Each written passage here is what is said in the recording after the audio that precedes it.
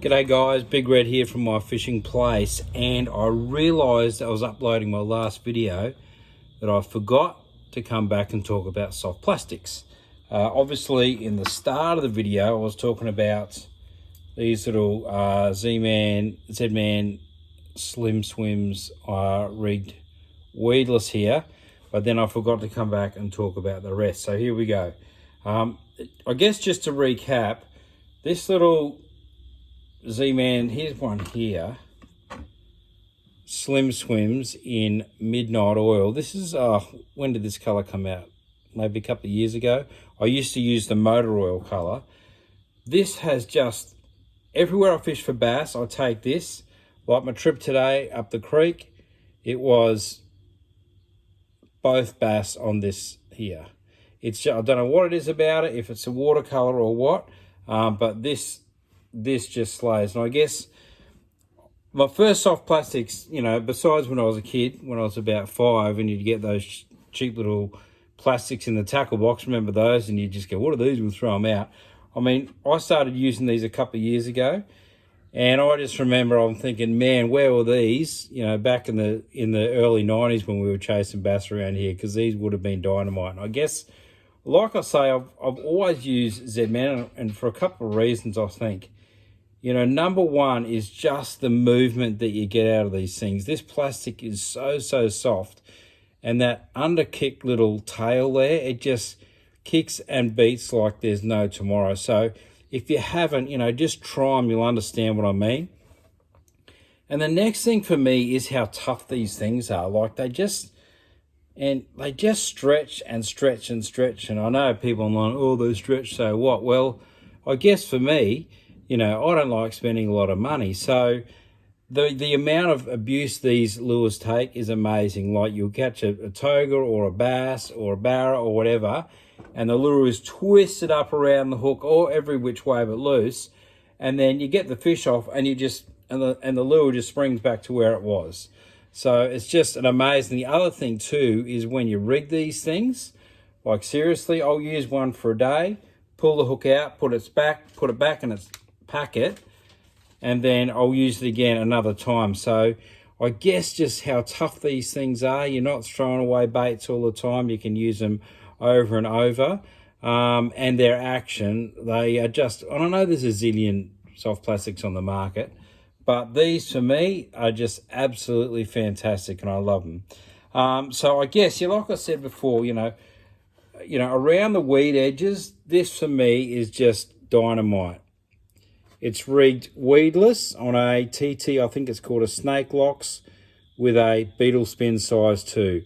And I guess what I love about that is you throw it around the lily pads or you throw it around the reeds, and as soon as that hits the water, this little blade, as it's dropped down, starts spinning like a spinnerbait. So what that means is really, as soon as the lure hits the water, it starts working.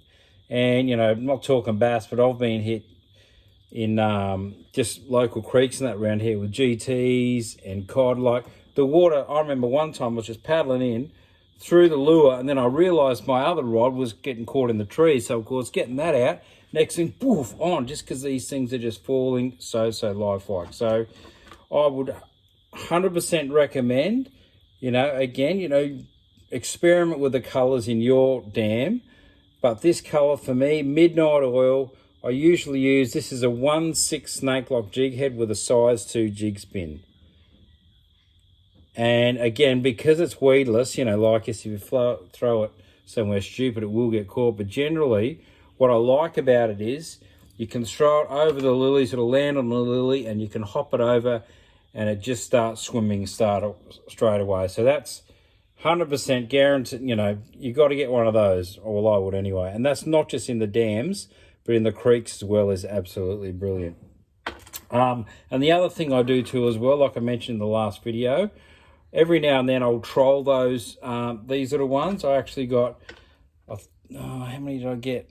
I got a couple the other day on this, actually trolling it because nothing else was sort of working. And that was, I think that was before the floods. And up in Baroon Pocket, I've got trolling these as well. And again, because it's fairly weedless, you can get it through weed, where if you're trolling you know, something with trebles, it's really hard to get through. So that's one size, one style. The other style that I use now and then, and I try, is a little curl tail. And again, you watch these in the water, that little curl tail is absolutely amazing. And I guess these are more, I try and use the lightest jig head I have. And remember with the jig heads too, you've obviously got these weedless ones here, but you've also got your normal jig heads, you know. Obviously this is way too big, but the jig head, you know, the hook sticks out, you know, like that. I wouldn't use that size on this. But, you know, for me, if I'm using a jig head like this and a lure like this, it's for fish. If there's a school of fish and they seem to be shut down, dropping these vertically, and just you can't believe how little water movement it takes for these tails just to start jigging. So just a vertical lift with these little curly tails, whatever you want to call them.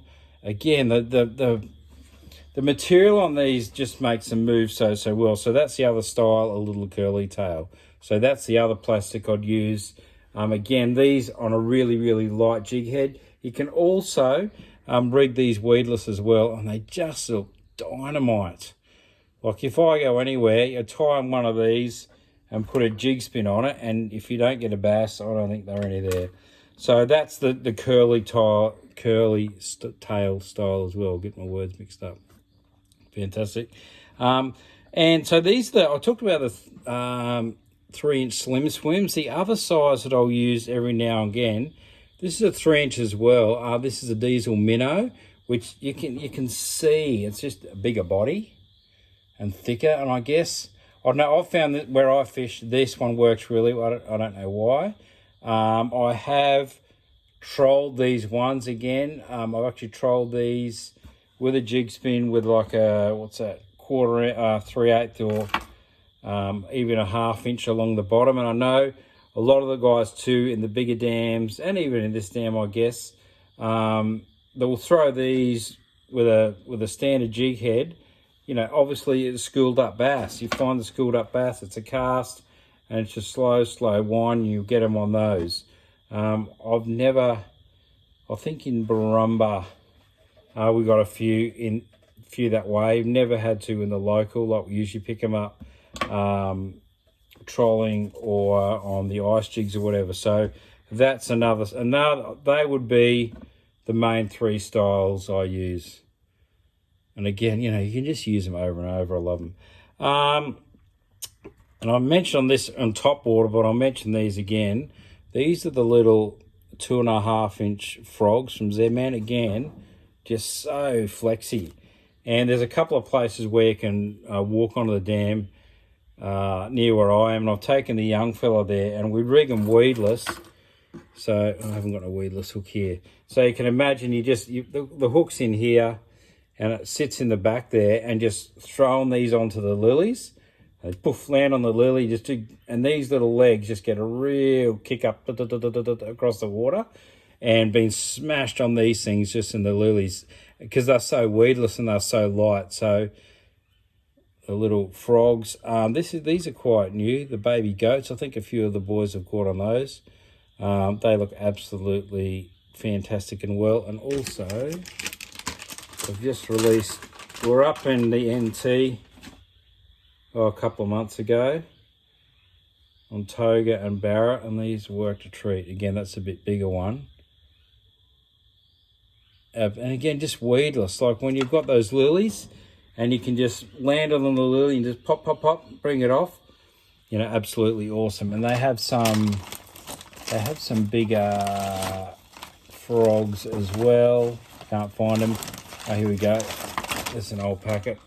We usually use these for Murray cod, these ones. And they've got a little, well, this isn't little, but on the frogs, you can imagine, I'll get a big one out, I'll show you what I mean.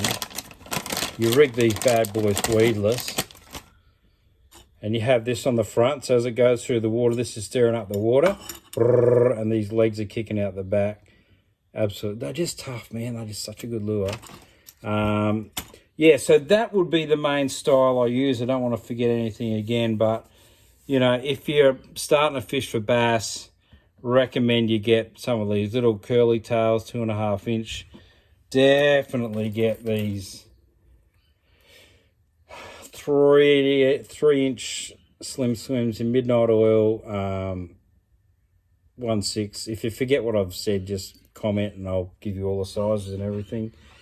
Yeah, I'll buy those too.